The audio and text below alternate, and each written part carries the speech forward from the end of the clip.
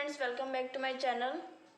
हम लोग अपने प्रीवियस वीडियो में नाउन का शॉर्ट रिवीजन कर रहे थे और मोस्ट इम्पॉर्टेंट जो टॉपिक है on the basis of examination point of view हम उसको डिस्कस कर रहे थे ना।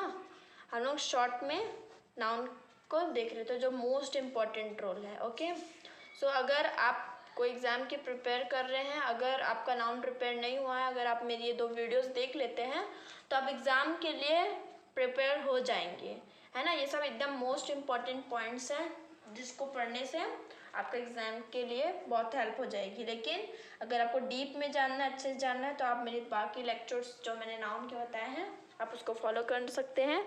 वो भी जानना इम्पॉर्टेंट है, ऐसा नहीं है कि यही इतना पढ़ लिया आपका हो गया। ये बस एग्ज़ाम के एक दिन पहले अगर आप पढ़ रहे हैं उसके लिए, उस टाइम के लिए यूज़फुल है। Okay, so let's start. Personification.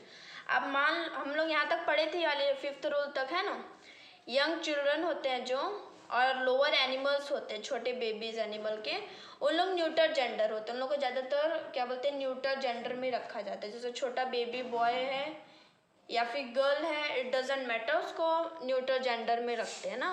Baby बोला मतलब बेबी हम बॉय को भी बोल सकते हैं, गर्ल को भी बोल सकते हैं। तो उन लोगों में ज़्यादा मतलब मैस्कुलाइन जेंडर फेमिनिन जेंडर उतना मैटर नहीं करता। ओके, अगर अब हम लोग मान लो क्या कर रहे हैं, पर्सोनिफिकेशन कर रहे हैं किसी चीज़ का, है ना, एज अ ह्यूमन ट्रीट कर रहे हैं। तो हम लोग पर्सोनिफिकेशन हम लोग पढ़े थे पहले अपने रूल में कि कैसे करते हैं, मस्कुलाइन जेंडर और फेमाइन जेंडर में कैसे डिवाइड करते हैं। तो on the basis of their quality, है ना। मस्कुलाइन मैन की क्या क्वालिटी होती है मस्कुलाइन जेंडर की, कि अगर वो स्ट्रेंथ दिखाता है, वायलेंस दिखाता है, तो हम उसको किस कैटेगरी में रखेंगे, मस्कुलाइन जेंडर की कैटेगरी में रखेंगे। Okay, example sun, summer, time, है ना। ये सब हम लोग इन लोग को हम मैस्कुलाइन जेंडर की कैटेगरी में रखते हैं। अब फेमाइन जेंडर क्या कैरेक्टरिस्टिक्स शो करता है, मतलब जो ब्यूटी, जेंटलनेस, ग्रेसफुलनेस, है ना। फीमेल जेंडर अपनी ब्यूटी के लिए जानी जाती है, तो ऐसे चीज़ें जो ब्यूटी, जेंटलनेस और ग्रेसफुलनेस दिखाए उसको हम लोग किस कैटेगरी में रखते हैं, फेमिन जेंडर के कैटेगरी में। लाइक अर्थ, है ना, earth is known for its beauty, natural beauty, nature. Okay, तो हम लोग उसको फेमिन जेंडर की कैटेगरी में रखते हैं। So our 7th point is positiveness. Okay, अब देखो यहाँ पे क्या है, हम लोग ने इसको पढ़ा था पॉजिटिवनेस वाला। तो इसमें ये कि क्या है, कैसे 2 तरीके से पॉजिटिवनेस होता है। देखो, अब मैं ब्रदर इन लॉ लिखा है तो इसका प्लूरल करना है, तो उसका प्लूरल करना है तो कैसे करेंगे, मैंने बताया था कि जो उसमें मेन वर्ड होगा, प्रिंसिपल वर्ड होगा, हम लोग उसमें एस लगा देंगे। ओके, हम लोग उसमें क्या लगा देंगे, एस लगा देंगे। जब हम लोग नाउन के केसेस पढ़े थे वहाँ पे हम लोग जब पॉजिटिव केस वाला पढ़ रहे थे तो उसमें हम लोग ने डिस्कस किया है डिटेल में। सो अगर आपको डिटेल में जानना है तो you can check my videos, the link is in our description. तो प्लूरल कैसे बनाएंगे, उसका जो मेन वर्ड है उसमें एस लगा देंगे, है ना। ब्रदर्स इन लॉ, ऐसा कभी नहीं होता, ब्रदर इन लॉज यहाँ नहीं लगता है, कहाँ लगेगा, तुम्हारे मेन वर्ड में लगेगा। ओके, जो तुम्हारा प्रिंसिपल वर्ड है। ओके, अब मान लो ब्रदर इन लॉ का कोई पॉजिटिव केस है, पॉजिटिव केस है मतलब पोसेशन दिखाना है, तो उस टाइम क्या करेंगे, ये तो ब्रदर इन लॉ का प्लूरल फॉर्म है, जब पोसेशन दिखाना उस टाइम क्या करेंगे, जैसे लिखा है this is my brother in law's car, ये मेरे ब्रदर इन लॉ की कार है, तो this is my brother in law's car, तो ये एपेस्ट्रॉफी है, सब बताइए कहाँ लगेगा, लॉज में लगेगा, है ना। This is my brother in law's car, है ना। तो यहाँ पे जो ये लॉ ऐसे लिख करते हैं ना, दिस इज राम्स बुक, है ना।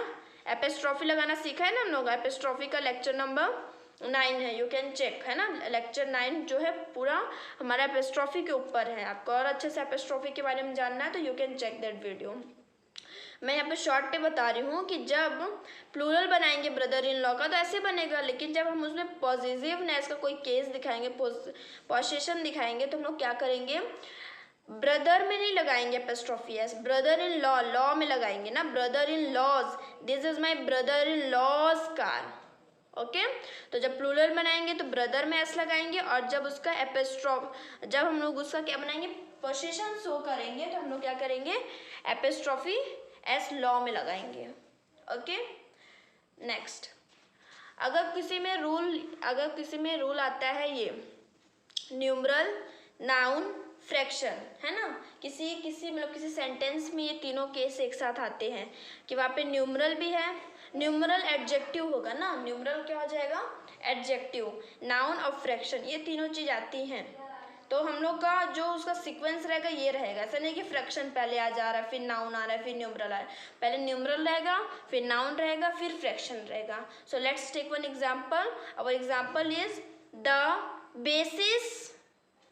the basis laid by 1 hour and a half. Sorry, ये basis नहीं है, bus. Extremely sorry for this. The bus is late by 1 hour and a half. यहाँ पे 1 क्या है, 1 क्या है, न्यूमरल है ना, आवर क्या है, नाउन है, तो 1 आवर, तो 1 आवर, 1 यहाँ पे क्या एडजेक्टिव शो कर रहा है ना, एडजेक्टिव, उसके बता रहा है कि नाउन आवर कितना है, 1 आवर है।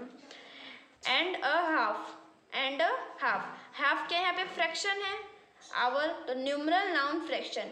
तो जब हमारी ऐसी वाली कंडीशन आती है, न्यूमरल, नाउन, फ्रैक्शन, ये तीनों चीज, तो हमारे सेंटेंस में सीक्वेंस ये रहेगा, the bus is late by 1 hour and a half. Okay. अब अच्छा, ये जो सारे जो हम लोग रूल्स पढ़ रहे हैं बहुत इंपॉर्टेंट है एग्जाम पॉइंट ऑफ व्यू से। ओके। तो अब हम 9th पढ़ेंगे जो कि बहुत ज़्यादा इंपॉर्टेंट है, बहुत यूज़ होता है। जैसे कि कुछ वर्ड होते हैं, as well as, along with, together with, including, and not, besides, in addition to, ये सारे वर्ड क्या हैं, एक फ्रेज टाइप का मान सकते हो, इससे बहुत सारे सेंटेंसेस बनते कि नहीं बनते, बनते हैं।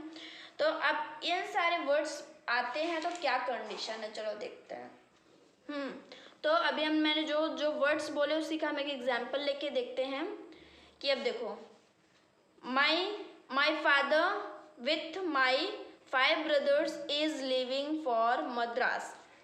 तो इसमें मतलब मैंने क्या वो जो कुछ वर्ड्स बताए थे, एज वेल एज, विथ, है ना, टुगेदर विथ, तो ये सारे वर्ड्स हैं, तो उससे हम लोग एक विथ लिए, है ना। तो माई father with my 5 brothers is living for Madras. तो यहाँ पे फादर क्या है, नाउन है ना, जो कि सिंगुलर है। 5 ब्रदर्स क्या है, नाउन है ये भी, लेकिन ये प्लूरल है। ओके। ये दोनों किससे कनेक्टेड हैं, विथ से, ठीक है। तो हमारा रूल ये है कि वो जितने भी वर्ड्स हैं अगर उनकी मदद से कोई सेंटेंस बनता है तो हम हेल्पिंग वर्ब किसके हिसाब से लगाएंगे, इसके हिसाब से लगाएंगे, है ना। एक सेंटेंस में मान लो 2 नाउन है और वो दोनों कनेक्टेड हैं इन सब वर्ड से, जो मैंने पिछले अभी दिखाया था आपको, तो वहाँ पे जो हमारा जो हेल्पिंग वर्ब रहेगा वो किसके अकॉर्डिंग रहेगा, पहले वाले के अकॉर्डिंग। तो जैसे हमारा सेंटेंस है, my father with my 5 brother is living for Madras, my 5 brothers are नहीं आएगा, है ना। कई लोग क्या सोचेंगे, 5, उन लोग इसको नहीं देखेंगे, वो सिर्फ इसको देख के क्या बोलेंगे कि अरे ये तो 5 ब्रदर्स है तो हम प्लूरल लगाएंगे। तो वैसा नहीं, यहाँ पे एक रूल है नाउन का कि हमेशा वहाँ पे क्या रहेगा, सिंगुलर वर्ब आएगा। ओके। बहुत इंपॉर्टेंट पॉइंट है ये, इसमें जनरली ऐसे टाइप के एरर्स एग्जाम में पूछे जाते हैं। जब ऊपर दिए गए, हाँ वही से रूल को मैंने लिखा है, जब ऊपर दिए गए वर्ड्स के मदद से ऐड करेंगे तो हेल्पिंग वर्ब पहले नाउन के हिसाब से होगा, जो पहला नाउन होगा उसके हिसाब से होगा। ओके। ये जो पहला नाउन है इसके हिसाब से होगा हमारा। ओके। एक और एग्जाम्पल ले लेते हैं अगर आपको क्लियर ना हुआ तो। जैसे कि मेरा एग्जाम्पल है, our teacher together with some students is taking part in competition. Our teacher together with some students is taking part in competition. तो यहाँ पे क्या है, हमारे our टीचर पहला नाउन हो गया और सिंगुलर है, और some students मतलब ये प्लूरल है, ये भी नाउन है ना, मतलब प्लूरल नाउन है, नाउन ही है लेकिन प्लूरल फॉर्म में है। तो इसको किससे ऐड किया गया है, टुगेदर विथ से। किससे ऐड किया गया है, टुगेदर विथ से। तो इसमें अब देखो, अब यहाँ पे भी हेल्पिंग वर्ब लगा है इज, अब हेल्पिंग वर्ब किसके बेसिस पे लगा है? टीचर के बेसिस पे लिखा। मतलब रूल क्या है, जब ऊपर दिए गए जो ऊपर में अभी दिखाई थी वर्ड्स, उनके हिसाब से कोई सेंटेंस बनता है तो हेल्पिंग वर्ब किसके हिसाब से लगेगा? पहले नाउन के हिसाब से। ओके, तुम्हारा पहला नाउन क्या है? टीचर है, तो टीचर क्या है? सिंगुलर है तो सिंगुलर लगेगा। अगर यहाँ पे टीचर्स होता तो यहाँ पे आर लगता। ओके, हमको इसको देख के नहीं लगाना है। तो ये बहुत बहुत इंपॉर्टेंट कॉन्सेप्ट है। बच्चे क्या करते हैं, इसको देख के यहाँ पे आर लगा देते हैं तो आपका सेंटेंस वहीं पे रॉन्ग हो जाएगा। So it's a very important rule. Next, अच्छा हाँ, ये हमारा सबसे इम्पॉर्टेंट रूल है। ये हम लोग ने अपने जब नाउन पढ़ रहे थे उस लेक्चर में हमारा ये पॉइंट नहीं कवर हुआ है, ठीक है। एक्स्ट्रा इन्फॉर्मेशन समझ लो, बाकी इसके बेसिस पे क्वेश्चंस आते हैं। ओके, जैसे लिखा है क्या रूल, अच्छा रूल क्या है, पहले रूल समझ लो। वन ऑफ प्लस नाउन है ना, वन ऑफ प्लस नाउन, अगर कोई सेंटेंस में वन ऑफ है प्लस नाउन किस फॉर्म में है? प्लूरल है ना। नाउन हमेशा क्या रहेगा? प्लूरल फॉर्म में रहेगा। मतलब नाउन जो भी दिया रहेगा उसको किस में फॉर्म में करना? प्लूरल फॉर्म में करना। ओके, वन ऑफ प्लस जो भी नाउन है उसका प्लूरल फॉर्म है ना। तो एग्जाम्पल आपको समझाते हैं, देखो क्या है। One of my friends has gone to US. One of my friends has gone to US. आप देखो यहाँ पे फ्रेंड्स है, ठीक है, वन ऑफ तो दिया है। और नाउन क्या कैसा होना चाहिए? प्लूरल होना चाहिए। नाउन कैसा होना चाहिए? प्लूरल होना चाहिए। तो फ्रेंड क्या हो गया? मतलब यहाँ पे फ्रेंड्स लिखा है प्लूरल फॉर्म में। चलो, तो ये सेंटेंस बिल्कुल करेक्ट है। ओके, तो मैं आपको क्या समझाना चाहती थी कि वन ऑफ के साथ जो भी नाउन रहेगा वो हमेशा प्लूरल फॉर्म में रहेगा। ओके, उसके हेल्पिंग वर्ब से हमको मतलब नहीं है। हेल्पिंग वर्ब सिंगुलर भी हो सकता है, हेल्पिंग वर्ब प्लूरल भी हो सकता है, ठीक है। तो हमारा रूल ये है कि वन ऑफ के साथ कभी भी कोई नाउन हो तो वो प्लूरल फॉर्म में होगा, साथ में हाँ प्लूरल फॉर्म में होगा। और उसका जो हेल्पिंग वर्ब है उस पर डिपेंड नहीं करता कि वो सिंगुलर हो वो प्लूरल हो। वो तुम्हारे कॉन्टेक्स्ट, तुम्हारा जो मैटर है सेंटेंस पढ़ के समझ में आता है ना, सिंगुलर है कि प्लूरल, तो वो आप उसके हिसाब से अपना हेल्पिंग वर्ब लगा लीजिएगा। ओके, तो अगर मैं इसको ऐसा लिखूँ, वन ऑफ माई फ्रेंड को वन ऑफ माई फ्रेंड्स को वन ऑफ माई फ्रेंड लिखूं तो ये बिल्कुल गलत हो जाएगा। अगर ऐसा बनाऊंगी sentence one of my friend has gone to US, तो this sentence is absolutely wrong. Okay, समझ में आया आपको? और अच्छे से क्लियर हो उसके लिए हम एक एग्जाम्पल और लेते हैं। हमारा एग्जाम्पल है two of my books are missing. Two of my books are missing. अच्छा, अब देखो मैं यहाँ पे वन ऑफ बोली, उसका मतलब ये नहीं सिर्फ वन ऑफ के लिए, मतलब कोई भी नंबर हो सकता है, 2 of, 3 of, 100 of, 1000 of, lakh of, crore of, कुछ भी, बस न्यूमरल होना चाहिए। तो उसके साथ जो नाउन आएगा हमेशा प्लूरल फॉर्म में आएगा। देखो यहाँ पे भी बुक्स आया है, 2 of my books are missing. Understand? 2 of my books are missing. तो बुक्स क्या है? प्लूरल फॉर्म में है, ठीक है। और हाँ, मैंने भी क्या बोला था, उसका जो ये यहाँ पे हेल्पिंग वर्ब है वो ये नहीं डिसाइड कर, मतलब इससे हमको नहीं मतलब, ये तुम्हारे कॉन्टेक्स्ट के ऊपर। अब यहाँ पे two of my books are missing, तो टू है, दो, उसकी 2 बुक घूम गई है तो आर इसलिए आया है। यहाँ पे वन ऑफ माई फ्रेंड मतलब उसका एक ही फ्रेंड यूएस गया है तो इसलिए हैज़ आया था। समझ में आया? तो कॉन्टेक्स्ट के ऊपर डिपेंड करता है कि आपका हेल्पिंग वर्ब सिंगुलर होगा कि प्लूरल होगा। बाकी वन ऑफ के साथ जो नाउन होगा वो तो पक्का है कि वो प्लूरल होगा ही होगा। अगर वो नहीं होता तो गलत हो जाएगा। ऐसा नहीं बोलेंगे 2 of my book are missing, वो एब्सोल्युटली रॉन्ग हो जाएगा। Okay, that's all for today. हमारा नाउन इस तरह कंप्लीट होता है। ये जो मैंने 2 शॉर्ट लर्निंग सेशन बनाए हैं नाउन के, ये हमारा समझ लो तो नाउन का एक तरफ से रिविज़न है। ओके, रिवीजन है। अगर आप एग्ज़ाम के एक दिन पहले जा रहे हैं तो ये आप मेरी वीडियोस को देख सकते हैं। ये 10 पॉइंट तो मोस्ट इम्पॉर्टेंट है, इसको तो आपको छोड़ना ही नहीं है नाउन में। अगर आप ये छोड़ देते हो तो मतलब क्या ही सीखा आपने, ठीक है। तो एकदम ये तो मोस्ट इम्पॉर्टेंट रिवीजन सेशन था हमारा, ठीक है। हम लोग ने 10 पॉइंट्स में कंक्लूड किया है। इसका 2 पार्ट बना है। पहले पार्ट में मैंने 5 रूल बताए हैं और दूसरे पार्ट में मैंने 5। तो अगर आप ये वीडियो में डायरेक्ट आए हैं तो पहले आप वो 5 भी पॉइंट्स को देख लीजिए। Okay, thank you for watching my videos and you having any doubt in noun so you can ask me. Okay, अब नाउन हमारा कंप्लीट होता है, अब हम इस पर कुछ प्रैक्टिस क्वेश्चन करेंगे। Okay, and keep practising, keep learning and share my video with your friends. Do please do one comment for me. Okay, so that's all for today's session. Thank you. And one thing friends, अगर आप मेरी video last तक देख रहे हैं तो मैं आपको एक चैनल रिकमेंड करना चाहूँगी जो कि मेरी फ्रेंड का है। हेलो फ्रेंड्स, ये मेरी एक फ्रेंड हैं कुसुम Rajbhar.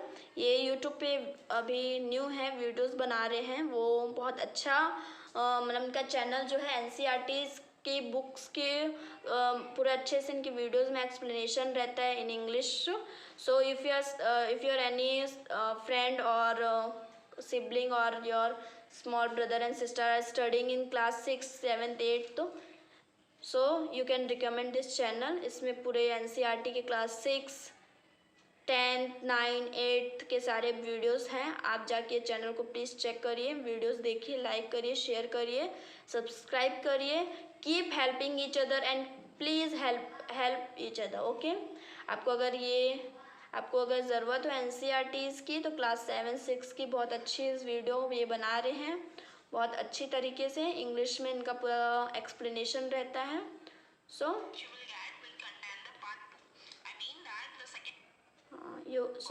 you can recommend this channel to your small brother and sister.